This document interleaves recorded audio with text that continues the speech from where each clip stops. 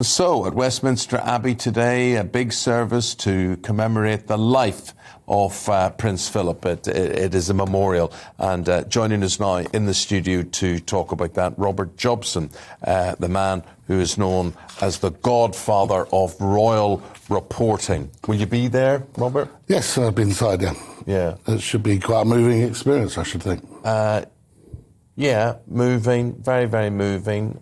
What do you think we'll see that we weren't expecting? I think that Prince Andrew may play a more prominent role than we think earlier on.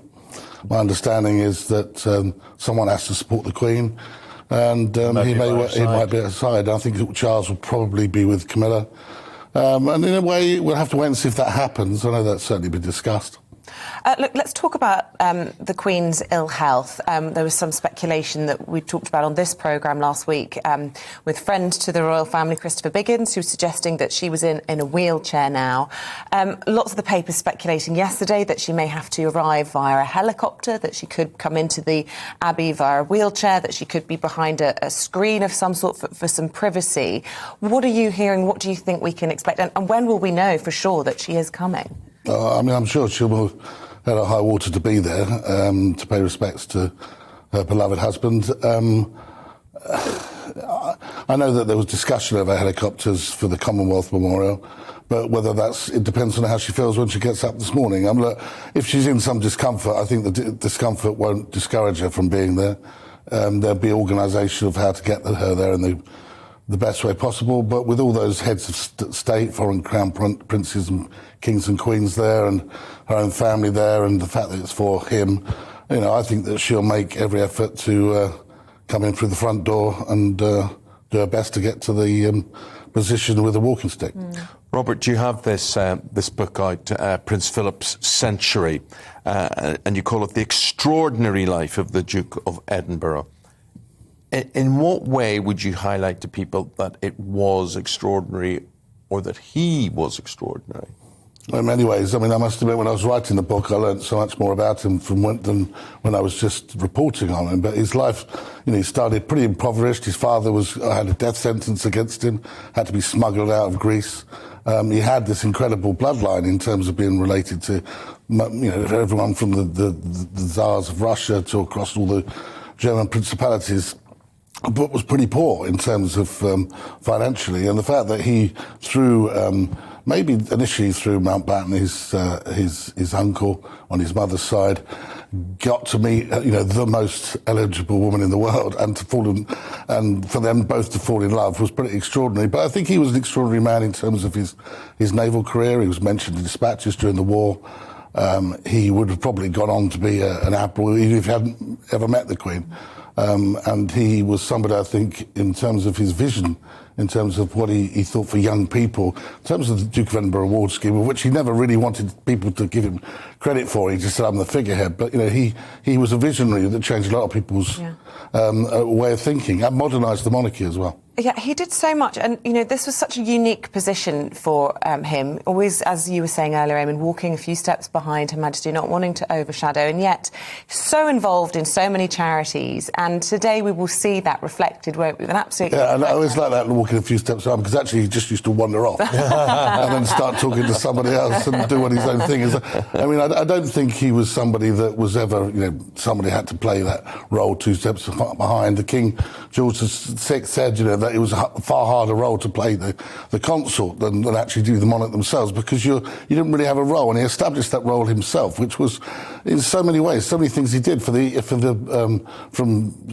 setting up all the playing fields for the schoolboys in the city of London and all over the country, actually, to all sorts of areas that he got involved with.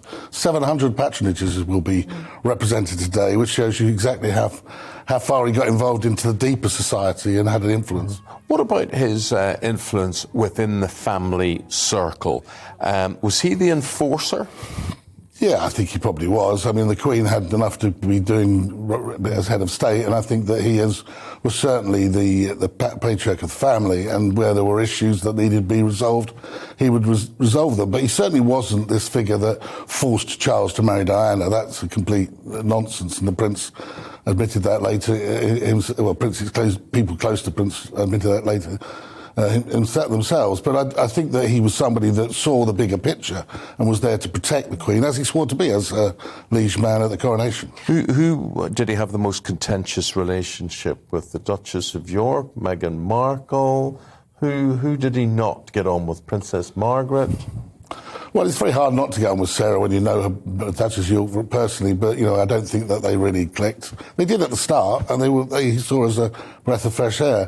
Meghan Markle, I don't think he really got to know, and nor did many of us, actually, to be honest. She was here and gone in a blink of an eye, and I think he was kept out of all of that Prince Harry exit business.